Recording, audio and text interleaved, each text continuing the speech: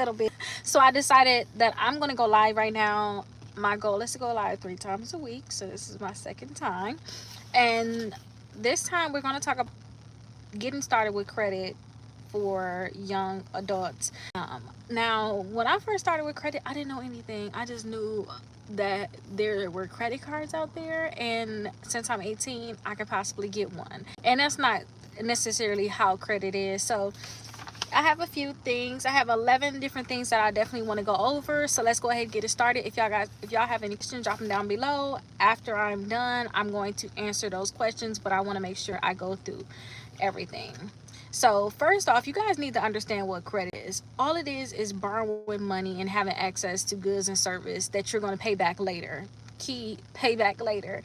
So you guys have to understand that whatever money you borrow, you have certain terms in terms of you have a certain amount you have to pay per month. If you're going to have like a car or mortgage, you have a certain amount of time you're going to pay it. Or if you have a credit card, you have a certain limit that you can use. You'll have a minimum payment per month, but you guys have to pay these different things back. And all it is borrowing money, and then it's going to tell you how much you got to pay for the money, and then how often you have to pay in those different things. Your credit score can, I always tell people we have so many different credit scores.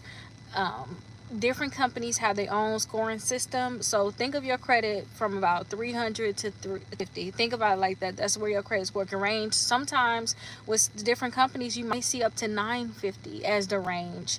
So just think that if you want to have a decent credit score, I say decent because to me, it can get me, I say about a 680 is a decent, and then try to push it to the 720. That's where you want to be. Now, you guys, you can get your free credit reports, your credit scores from Credit Karma, and then you can also get it from Experian. So Experian got an app where you can also get your credit score and your credit report. On Credit Karma, they're going to give you TransUnion and Equifax, and then go to Experian to get that Experian report. 3 different reports for numbers because it's going to be different things that's listed. Now, I want you all to be checking credit reports regularly. Like, just have the app. Have the app, check every week, check every month. Just know what your credit score is. Make sure you have anything bad on there saying that maybe you missed a payment or something like that. Because when you first start off with credit, that's probably the only thing that they can say when you first start off, unless you get to the point where you miss so many payments that they're going to charge it off and then section company. But just make sure that you're checking your credit score and credit reports regularly. We do have a option to get our credit report once a year for free. Since technically we still off of COVID, we can get our credit report every week for free at annualcreditreport.com. So don't put annual credit reports, because I used to do that as an accident. It's annualcreditreport.com. You can go ahead and see all 3 of credit reports. You can download all 3 of them to know exactly what's on there. When you're starting off with a credit, you can start off with secure credit, which is, this is how I just put it. It's basically you have to put a deposit down because the banks out there are saying, like, we don't trust you, but if you put your money down, we'll put that account on your credit report. Because all your credit cards, all of the accounts that you're going to have is listed on your credit report. Think of this as like a report card. Think of them as different classes, and you're getting they're going to report a balance in your limit and your payment history. And as long as you're doing good, they can give you an A. Think about it like that. It's going to give you the most points possible. But when you're starting off, you probably got to get a secure credit card because they don't know how you're going to do. You're going to have to get a secure one where you got to put the deposit down. You can get a secure credit card from Navy Federal Credit Union. They have a secure one. You get one from Capital One, and you can get one from Discover. All 3 of these do something called graduate, meaning that as long as you don't have any new negative, you should be keeping your credit good, you're paying on time, then in about 3 to about 9 months, you should see them give you whatever your deposit was. The minimum allowed is like $200. So if you put $200 on, they see your $200 credit card. When they graduate, they're going to give your $200 back and increase your limit. Navy Federal, that's the first one I told you, that one can go from $200 to $2,000, and that can take between 3 to 6 billing cycles. So that means after you pay your bill, About a few days after that, you get your statement. After you get your statement about 6 times, that's when you should see that increase. And it can happen sooner, it can happen later. Now, sometimes, depending on everybody's situation, we do have an option to pre-qualify for a credit card, for a lot of credit cards without a hard inquiry. So you guys could go to Capital One's website, because Capital have their platinum credit card, which they can possibly give you when you first starting off getting credit. So check Capital One to see if they're going to allow you to get a credit card with them. Okay, check Capital One, see if they can pre-qualify you. If you're a student, definitely consider getting some student credit cards. On my website, Rickita.com, if you scroll down some, you'll see the best credit cards to build. You can see that Capital One platinum card on there, and then also the best credit cards for students. Now check that list for students and see which credit card. If you want any of those credit cards, I suggest that you use your student email address. You can always double back and change it, but use your student email address when you apply for the credit card, because I found that when you guys do that, you have a chance of actually getting approved for the credit card, because you can't have a student email address unless you're a student. Okay, so definitely check out those student cards. And when it comes down to any of these credit cards, let me say, you don't want to get a credit card have an annual fee. You guys should be able to get credit cards without annual fees. Don't get used to get credit cards with annual fees unless you get into those credit cards where, like, I have a Delta credit card where I have to pay $99 per month as my annual fee, but so many rewards up front that I basically is winning the credit card. At some point, I am going to break even, but they have rewards on there. So as long as I'm using that credit card, I probably never to that annual fee, and I can potentially just close that account. Now I get $99 annual fee for that, but the first year I didn't have one at all, and then I think they gave me like 65,000 miles, which was enough for me to get a few flights. So, and that's domestic flights too. So definitely stay away from those annual fees, or if you see anything like a maintenance fee, okay, please stay away from there. You guys can become an authorized user on your parents' credit card, or maybe an adult that, you know, have decent credit. Make sure on whatever credit card they're going to add you on, try to get a credit card that they're not using, because if they use a credit card, say if they have like a $10,000 limit, if they were to use $9,000 on that card, that's going to give them a 90% utilization. And I always tell people, I want you guys to only use, well, not necessarily, but only let them report a 5% utilization. Anything more than that, you're going to really be not having the best credit score possible. You guys try to see if they can add you on a credit card where they're not using it at all, like where they have a very low balance on it and they never had late payments or anything like that, and try to get one as old as possible, because one key factor to having a very great credit score is that they want to see that you had credit for a long time. So once you're the right user on a credit card, all of that history gets added to your credit report, such as me adding my daughter as an authorized user on my credit card. Say if the credit card I added to was 5 years old, now it looked like she didn't have credit for 5 years, and now her credit score is really, really nice. So when she go and apply for credit cards, kind of like I'm telling you guys, start off with secured, she don't have to start off with secured. She can most likely go to these different companies and get a very nice limit also, because she have all these credit cards that's been reporting to her credit report for years. But that's the thing, definitely become an authorized user if you can. Make sure all of your credit cards are set up on auto pay for the minimum payment. If you want to set it up for the statement balance, that's whatever your balance was last month. That's basically what it is. That's your statement balance, whatever it was last month. You're on your statement. Let me not even tell y'all to do the statement balance thing. Let me like double back, because I want to make sure you guys don't get this confused, because my daughter was asking me to think about what she was asking me. Just set up the minimum payment, okay?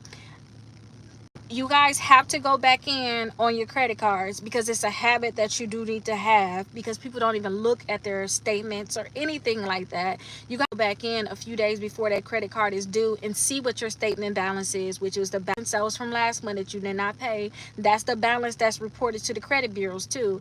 You have to go and pay that balance, and that's why I tell people, if you don't have the money in your account, do not use your credit card, because you're going to have to pay that money back this month.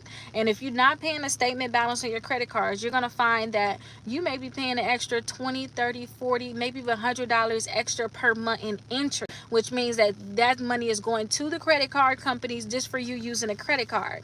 But if you pay your statement balance on or before your due date, then you won't be charged interest at all. And I just tell people to set up that minimum, because you can just, I just think that stuff can come up where maybe you'll need they going down on one way, oh my gosh, stuff can come up where maybe you couldn't pay that statement balance, maybe you needed the cash, but as long as that minimum balance, you're good. You're not going to be charged a late fee, and also you're not going to be reported late, but you can always go back in and pay that statement balance. Okay, so and then set reminders.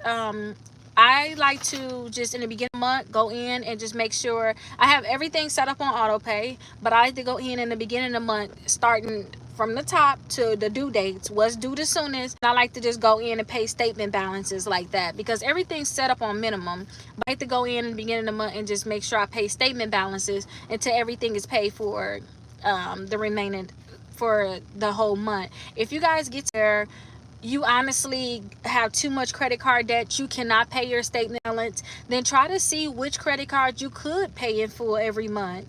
And once you, and try not to use that credit card once you have it paid in full, and start paying off all those other credit cards to the point where you don't have a balance sitting on those credit cards. Maybe think about getting a side job or something, but bringing in income to pay those credit cards, because if you're not paying those credit cards, you're going to pay so much in interest.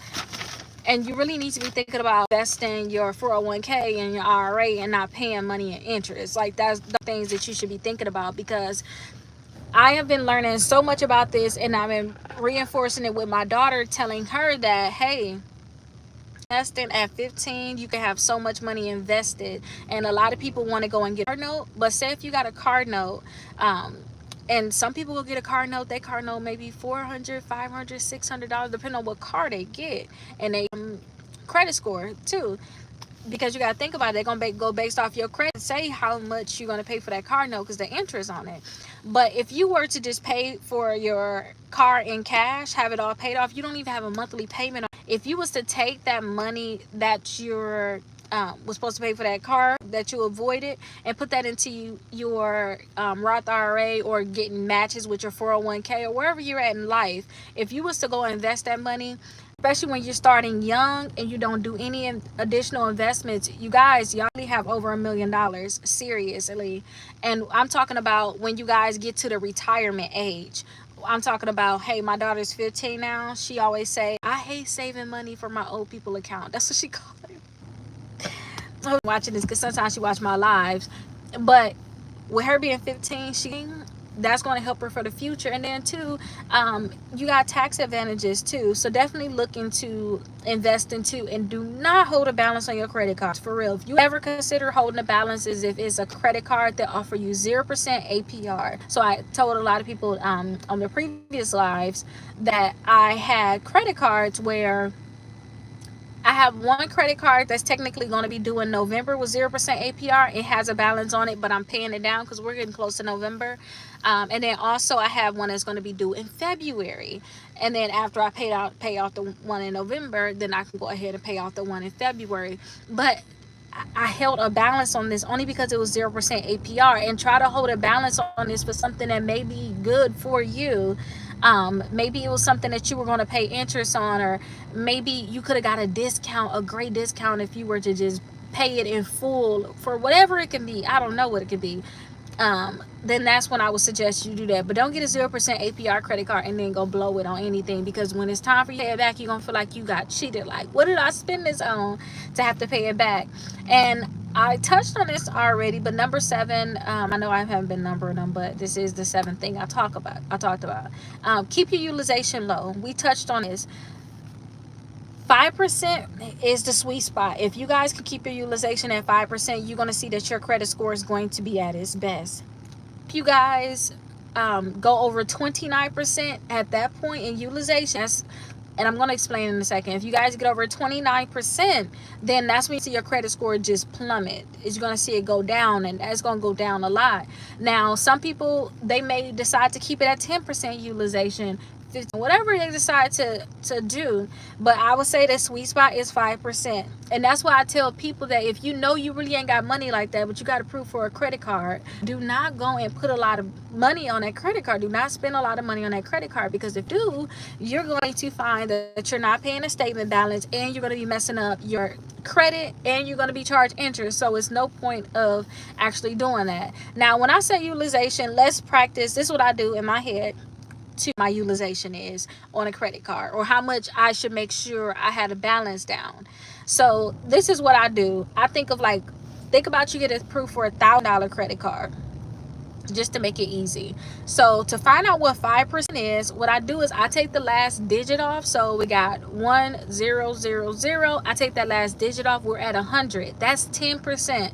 That's how you find 10% of any number. Take the last zero off of it. That is 10%, period. And then, so we are at 10% with that. So now what you want to do is you want to cut $100 in half, which is now 50. So cut whatever that number is, cut it in half, which is going to be 50. So I want to make sure that every month, if I keep that 5% utilization or lower, I need to aim to make sure that I have my balance at $50 or less. That's how I'm going to have the more possible. And you guys need to understand this, because like right now I'm holding balances on 2 of my credit cards. I'm not applying for new credit now. My credit score right now is not the best. It's not, because what I'm not doing is I'm not aiming for this 5% utilization. All I'm doing right now is paying my balance by my due date.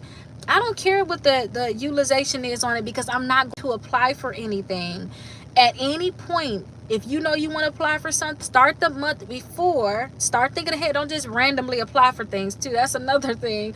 But start the month ahead and just make sure that everything is at that 5% mark. So I said I want to apply for something in November, which is why I want to make sure I get my 2 accounts paid off very, very soon, because I want to apply for something in November. So by October, I need to have all of my balances down to 5% or below. So I know, for example, if I have $1,000 credit card, maybe I'm using it for whatever, I get special rewards on it, and I have a $200 balance. I know I need to pay at least $150 or more on that credit card to have my utilization at 5 or below. And this is going to be key, because whatever your credit score is and where it is, you have a greater chance of getting approved for whatever you're trying to apply for. And then also, if it's a credit card, you have a great chance of getting approved for a higher limit too. So I always tell people to really focus on, always choppy, no, I don't know, maybe the area I'm in, I don't know, but really focus on, keep your utilization as low as you can. Just have that habit, and do not apply for anything if you know that you're on that I'm paying a statement balance only deal like me. Don't apply anything until you actually get those balances down as low as you can. You can go back the next month after you apply for whatever you want, and you know, just pay the statement balance and not worry about the utilization anymore. But when you want to apply for something, you have to worry about that utilization. I'm warning you, because utilization is very important. If you got 60% utilization, a lot of credit cards not going to approve you. If you try to go get a personal loan, they not going sometimes give you that loan. But if you just pay down those balances, you're going to see you get so many different offers that you wouldn't have got before. So try paying down the balances if you're having a problem getting approved. And you have to understand that you have to build this credit history. So with these credit cards, again, try to stay away from credit cards that's going to give you an annual fee. Not only do you want to stay away from those credit cards, you want to make sure that you are not closing your credit cards. I say every 6 months, go in your credit card and buy something, because they have something where they'll something called activity, where they'll close your credit card due to inactivity, meaning you're not using it. We're going to close it. Usually this happened about a year's in, but if you just have a habit of every 6 months, you just make sure you use your credit cards. Maybe you say, hey, every January, and then every January and July, I go in and buy something. And buying something could be to Walmart, and you were going to spend money anyway. And the credit card is inactive, because you may get to the point where you have, 15 different credit cards. You'll just only swipe those credit cards where you haven't used them. What I like to do is I just tell the cashier, hey, I just want to buy this one item, and then I swipe it. Okay, thank you. And then one item, and I swipe it just to make sure I have something being reported. Don't forget, we should already have all of our set up where they're going to take the minimum payment out. Minimum payment a lot of times is about $25. So try to buy something that's $20 or less, that report, and then the auto pay should take that in. And don't try to buy anything extra. Buy the same stuff that you was gonna buy anyway. I wouldn't care if you had to buy groceries and you put $10 at a time in your groceries, I don't know, on your credit cards. But you just want to make sure that you use them, because if you don't, they're going to close them. And the most important thing is, you guys, and trust me, I'm so mad about a lot of credit cards that could have still been open today if I would have just used them, is you want to build history. That's why people pay sometimes $1,000 to be an authorized user on some of these credit cards, but they're paying because they want that history or they want that high limit. So just make sure that you guys are not closing your credit cards and you're keeping them open. And when you guys check your credit report, see if you got any inquiries on there that you I didn't really talk about inquiries. Let's talk about inquiries a little bit. But you guys can have inquiries, so don't go crazy when you apply for credit cards. I tell people, try to see if on my website I got a list called pre-qualified with no hard inquiry. Try to see if you can pre-qualify for a credit card without a hard inquiry. That means that they're going to tell you yes or no on whether or not they can give you a credit card without giving you a hard inquiry. A hard inquiry is basically a company getting your full credit report, and your credit score can go down based off of these hard inquiries. It's nothing to be scared of. Years ago, I mean, before I had a few of my kids, but I had like 60 something inquiries, and I didn't know anything about inquiries at this time. I don't know, I was applying for, I didn't honestly know, but I still got approved for credit cards. But now it's to the point companies don't even have to give you a hard inquiry.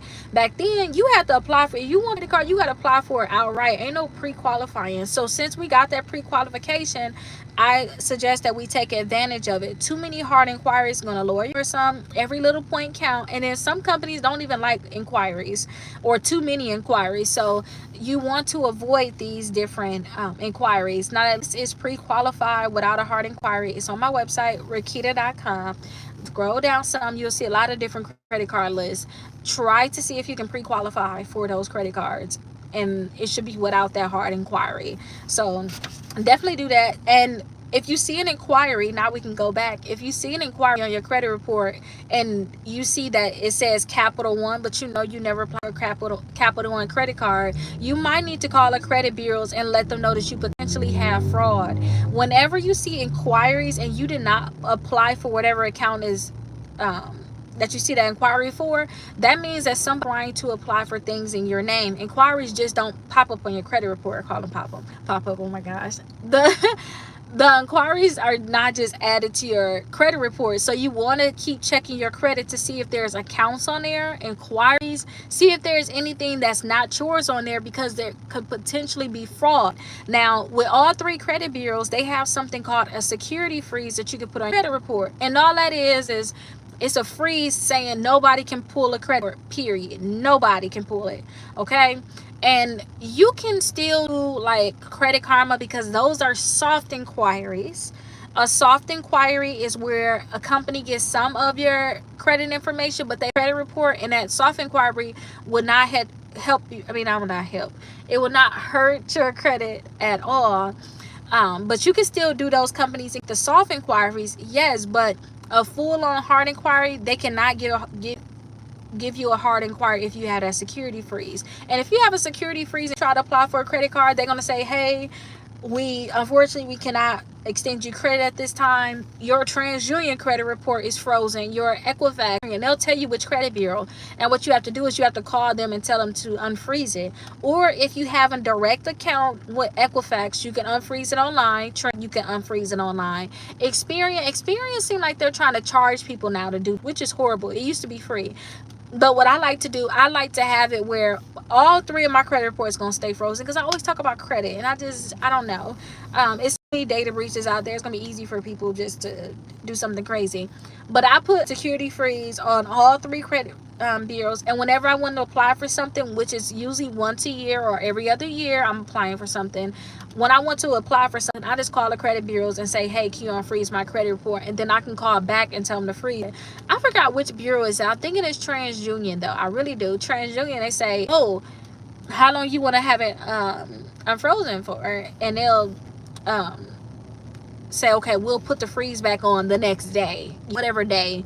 Say if you want to just apply for credit today, then we gonna automatically put the freeze on there tomorrow. So that's a good thing that they actually please keep your credit reports frozen and stay on top of your credit reports if you have anything going wrong.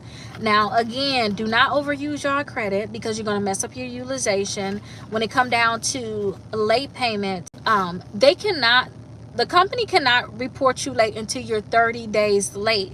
They only report you late when you're 30 days late. So if your bill is technically due today, or your bill was due yesterday, and now today they have you late on your credit card, they can charge you a fee, but they cannot report you late until you're 30 days in. This is just day 1. So you got, technically, I always told myself, you got 29 days. That way I never went over, because I had problems, y'all. I had problems with this before. But I just always made sure that I paid that minimum payment as soon as possible. Like, that's what I used to make sure I have that paid. But if you guys just get in the habit of paying that minimum payment a lot of times, and you go in the beginning of the month and just make sure everything is paid, you should never have this problem that I'm talking about in terms of late payments. Never. And then if you overuse your credit, then you're going to run into problems like this. Okay, and you don't want to do that. And do not ignore your credit. Make sure you're checking every week, every month, to know exactly what's going on. Now, I want you guys to learn good financial habits. I have listened to Dave Ramsey for a while. I listened to him a lot, to the point where I was paying off a lot of debt, paying off vehicles 2 years or less. So I always got to make sure I talk about this budgeting and also emergency fund. So always make sure that you have an emergency fund. This is money for emergencies only. It's not for going out to eat. It's not for any of those different things. This is for true emergencies. Make sure you guys have an emergency fund. Dave Ramsey said you should have $8,000 saved for your emergency fund. And you guys definitely need to learn and setting up a budget so you can know what your bills are, how much you have coming in, and also how much you have to go out. And then really suggest that you guys learn how to not be dependent on credit. Credit can be nice, but I don't want you guys to be dependent on credit at all. And when it come down to just building your credit report, you're not trying to go crazy. You just really want to have a credit score. You probably listen to Dave Ramsey a lot, and now you like, I don't know if I want to have credit cards, but you like, I just want to have a credit score. Kind of where I'm at in a way. I still use credit. I just use it a lot differently now since I've been listening to Dave Ramsey. I just want you guys to have 4 credit cards and 2 installment accounts. Installment accounts can be student loans. They can be a car that you have. They can be your mortgage. But just have 4 credit card and 2 installment accounts, and let them report every month to the credit bureaus. You guys should have a very decent credit score that basically you can get whatever you want. A lot of stuff is going to be based off income too. So just have your credit score as high as you can have it, but make sure you working with that income up too. Income is way better than having a credit card, okay? Keep that in mind. So always try to make more money, and on budgeting, your emergency fund, and investing for your future. Now, I don't really see any questions on here, and I'm really done, but I really want to go and do the thing that I have to do. If you guys have any additional questions, please put them in the comments. Make sure you guys like this video if there's anything that you learn. Hey, you right about that. Because I listen to it, or stuff may pop up in my head. Y'all probably see me looking like, well, that means something popped up in my head, and I'm like, dang, that was food. That was for me too. But yeah, if you have any questions, definitely let me know in the comments. I'll be going live again this week in 2 more days. I don't have my thing. I have like 40 different topics. I think we're on like the 6th or 7th one. But I'll be back with whatever topic that is. And I'll see you guys